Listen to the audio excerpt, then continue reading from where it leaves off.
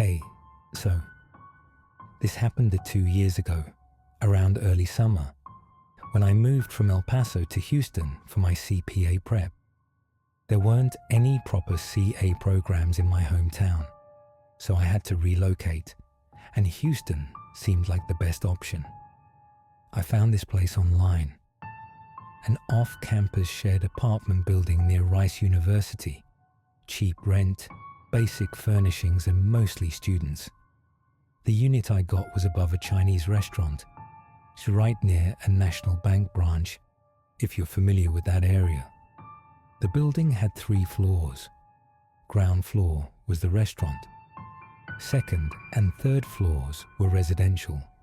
Just a long hallway with rooms on either side, like an old motel converted into student housing.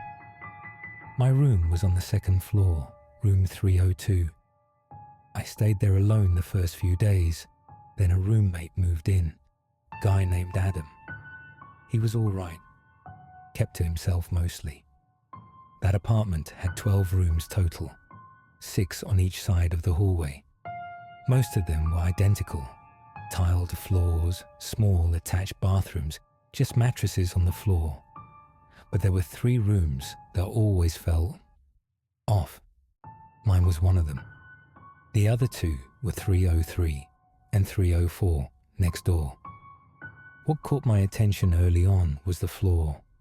See, all the rooms had tile floors with these cheap rugs thrown over them, except mine. Mine was just cold tile. The first morning I woke up, there were strands of hair on the floor, like a lot. I've got long hair, so at first I figured it was mine. But it kept happening, and the hair wasn't like mine. I mean, I pulled out one of my strands to compare. These ones were way longer and finer, more like a woman's hair. One day I noticed clumps of it in the corner of the room, like someone had gathered it there. But that made no sense. No one else was using that room, and I definitely wasn't losing that much hair. I even showed Adam. He had longish hair too, but not that long. We kinda laughed it off, thought maybe it was just from the previous tenants or got stuck in the vents or something. We even asked the guys next door, room 304. They said it might have been from a time when girls used to live in that unit before it was converted to all-male housing.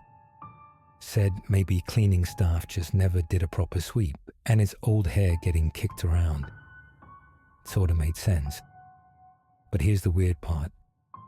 After we deep cleaned the room, like really scrubbed it down, vacuumed every corner, wiped the fans and shelves, the hair still showed up. Even after a full cleaning, it'd be there the next morning. Same kind, same spots. One guy said maybe it got caught in the ceiling fan and fell out when it was on. But we had cleaned the fan. It didn't add up. Then other things started happening. There was this guy who lived upstairs, on the 3rd floor. I don't know his name. He was quiet, rarely talked, and always wore this oversized pink hoodie, which, yeah, not that weird on its own.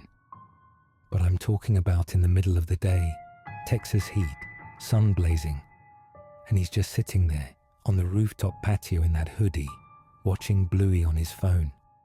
That same damn cartoon.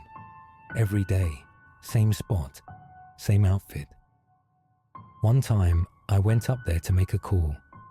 While I'm pacing, I glance over. He's sitting on a brick, face lit up by his screen, giggling at Bluey episodes like a kid. It freaked me out more than I want to admit. Not because of the hoodie or the cartoon, but because every time I went up there, even at different hours, he was already there, like he never left. Now back to the rooms. Those 3 strange ones, 302, 303, and 304. They all had something else in common. Their bathrooms had Western-style toilets with no automatic flush features. But for some reason, the toilets would flush on their own. We thought it was plumbing. But only those 3 rooms had the issue. I stayed in all 3 at different points, and the same thing happened. You'd be sitting there, studying or watching something, and suddenly, whoosh, no one's in the bathroom. Just the toilet flushing by itself, sometimes multiple times a night. The rest of the units, totally fine. It got to the point where I'd lie in bed and feel like there were a dozen people standing around me, like they were just staring. I couldn't see anything, but I felt them. Just this overwhelming sensation of being watched or crowded, like I couldn't breathe. Sometimes I'd get up, turn on the light, check behind the door, under the bed. Nothing. But that pressure, it stayed. Then came the water thing. We paid extra for filtered water in the building. 3-stage filtration, supposedly clean and safe. But 1 week, after drinking it for just a couple days, 3 of us got hit with the worst stomach issues. Non-stop vomiting, diarrhea, fever, like something out of a survival movie. I even checked the tank, clear as day. No smell, no weird taste. But after we stopped drinking that water and switched to bottled, everything cleared up, instantly. The hair kept appearing, the toilets kept flushing, and that guy upstairs never stopped watching those cartoons. Last I heard, he moved out in the middle of the night, just vanished. Left his mattress, hoodie, everything, gone. We tried telling the building manager.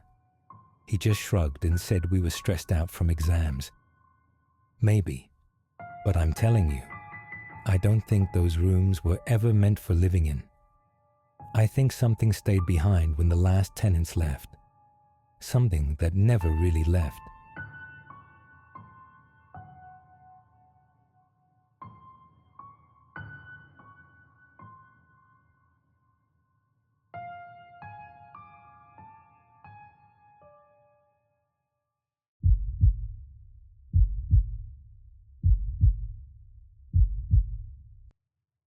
So, this one's weird. It happened when I was working nights for a private chauffeur company out in Sydney. Well, back then I had moved there temporarily to take a break from the States, trying to figure stuff out. This company catered to high-end clients, like actual celebrities, foreign diplomats, judges, that sort of thing. I didn't exactly fit the image with the beat-up face I had from a recent accident, but the owner was this real gentleman. Took a chance on me anyway. He handed me the keys to a black Lincoln Continental and said, "This'll be your car. You'll be doing airport runs, events, ship pickups." Sounded easy enough. So I was picking up these clients one evening. GPS showed they were near the harbour, but the pin kept bouncing around, like it was in the water. I figured maybe the app was off. Happens sometimes. So I waited by the docks near this big, older ship. A group of elderly people came walking toward me. There were 5 of them, but I told them I could only take 4 max. 3 older ladies climbed in. They didn't say much at first, just chatted softly among themselves like old friends. You know how you're not supposed to eavesdrop as a driver? Yeah, you still hear everything. They were talking about a man, in this really matter-of-fact way, like someone they all knew. But the way they spoke about him, it was off, like they were referring to someone who wasn't alive anymore. I stayed quiet. One of the ladies in the front seat turned to me and said, "Sam, could you drive just a little slower? It's easier on our bones." I nodded and said sure, of course. Then she just casually mentioned that the man they'd been talking about had been dead for years. "Don't worry," she added. "He won't bother you. He's been gone a long time." I didn't react. I mean, what do you even say to that? I dropped them off near this narrow alley behind a closed-up building. They got out slowly, thanked me, and just walked off. No lights. No one waiting for them. Just disappeared into the dark. Back at the garage, I kept getting this smell in the car, like something had died in there. Not trash or food. No, this was different. Anyone who's ever smelled a dead body knows it. It's thick. It stays. And I cleaned that car top to bottom. Air fresheners, sprays, even ozone treatments. Nothing worked. A few days later, I mentioned it to my supervisor. He looked at me and said, "You're not the first one to say that." Then weirdest thing, the smell just vanished, like it was never there. I was starting to think maybe I imagined it. But then, a week later, I was back at the pier. Another couple, this time an elderly man and woman, waved me down. The man climbed into the front. The woman sat behind him. Both looked really frail, but well dressed, in a weird, old-fashioned way. His coat was something you'd see in Europe during the war, like black wool, high collar, silver buttons. Not something anyone wears casually.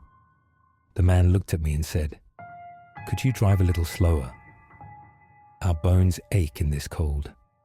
Same line, same tone. I nodded, said sure. Didn't even ask for the drop-off address. Somehow I already knew it'd be another forgotten spot. I drove them through some winding streets. They didn't speak, just sat there in silence. When we got to the destination, it was this big, run-down house tucked behind a tall hedge. Gate was rusted open. Windows were boarded up.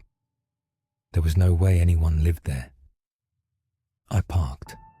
The man nodded and said, "Thank you, Sam." They got out and walked straight through the gate. I sat there stunned, didn't move for a minute. Then I drove off. When I told my wife about it, she just said, "Maybe it was nothing, but I don't want you working night shifts anymore." I quit that company a few weeks later, but sometimes I still think about that smell and how they knew my name, even though I never told them.